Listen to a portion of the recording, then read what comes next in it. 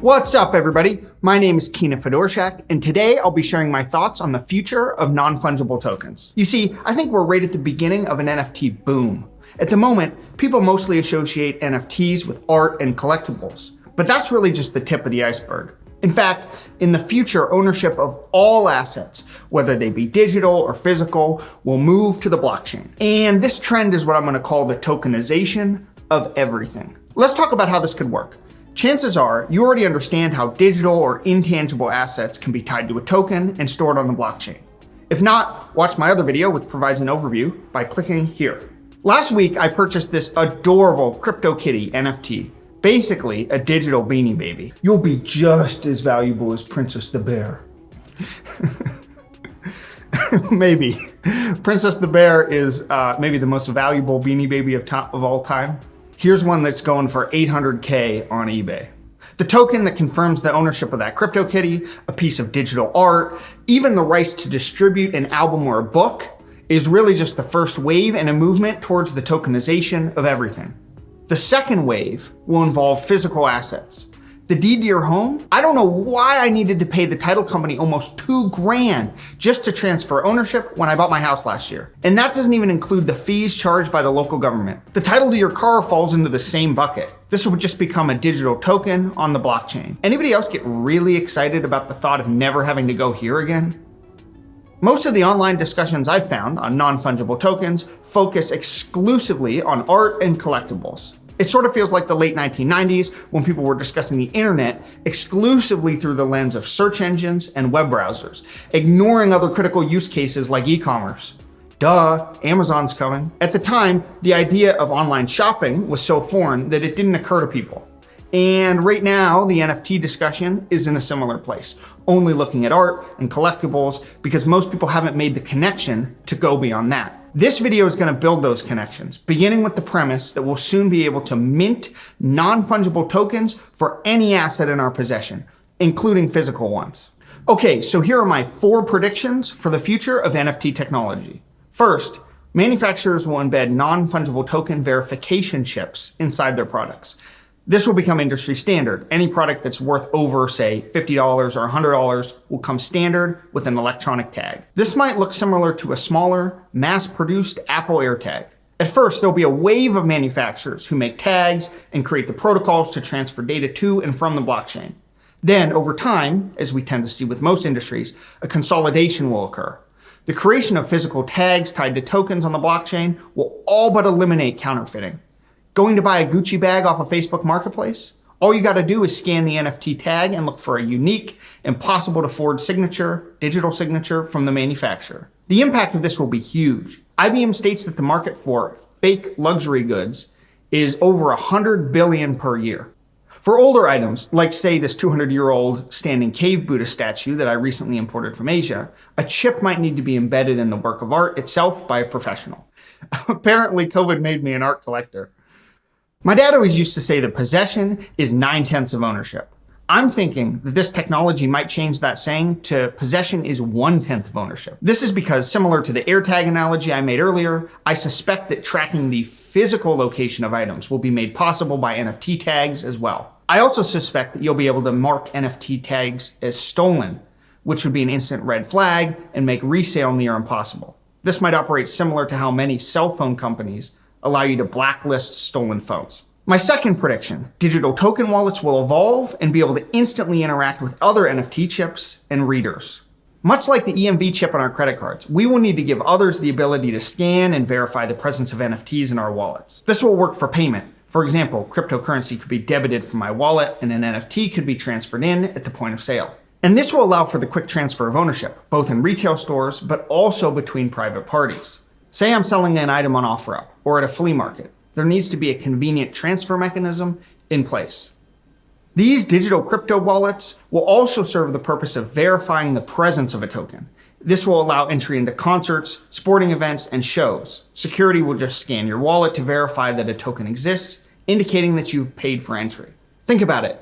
Will we continue to allow Ticketmaster to charge a whopping 27% fee on each ticket when venues can just mint digital tokens and distribute them directly to our crypto wallets? This cuts out the middlemen, and it means that we save money, and so does the venue. This will also make scalping and counterfeiting tickets a thing of the past. For example, the venue issuing the token could place limits on the ability to transfer tokens via smart contract governing its use. But this goes way beyond concerts and events. It applies anywhere that you need to verify the presence of an asset. For example, I think visas used for international travel will just be issued as tokens.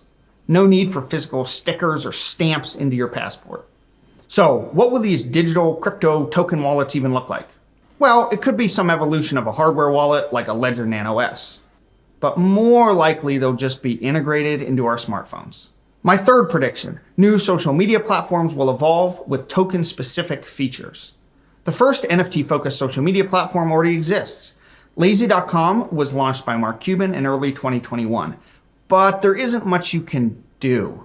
As you can see here, it's just a gallery. I own just this one NFT, that's what shows here. I don't have any friends, but I assume that others can see exactly what I see, which is just a collage of NFTs that I own. Actually, I don't even think that you're allowed to have friends on lazy.com. There also doesn't appear to be any message, comment, or communication options just yet. So all of that's gonna need to be added at some point, or it's not really social. So showcasing the NFTs you own is great, but a much more robust platform or platforms will need to emerge. And one of the features that they need is the ability for the creator of the NFT to interact directly with the holders. Let me explain. So more and more, we're starting to see NFTs go beyond ownership and enable experiences. A great example of this that I mentioned in a prior video is Kings of Leon. They're including 18 golden tickets as part of their album's new NFT release. And if you manage to get your hand on one of these rare NFTs, you'll be guaranteed 4 front row seats to any Kings of Leon concert during each tour for life. Great, but what happens if I have a golden ticket and I decide to transfer it to somebody else? How will Kings of Leon know that I'm no longer the owner of the token and that they need to send details regarding the next tour to somebody new, somebody that's not me? A social platform needs to exist so that the NFT issuer can instantly send messages and communicate to everybody who holds a particular token. And this needs to be decentralized, so it needs to run on the blockchain.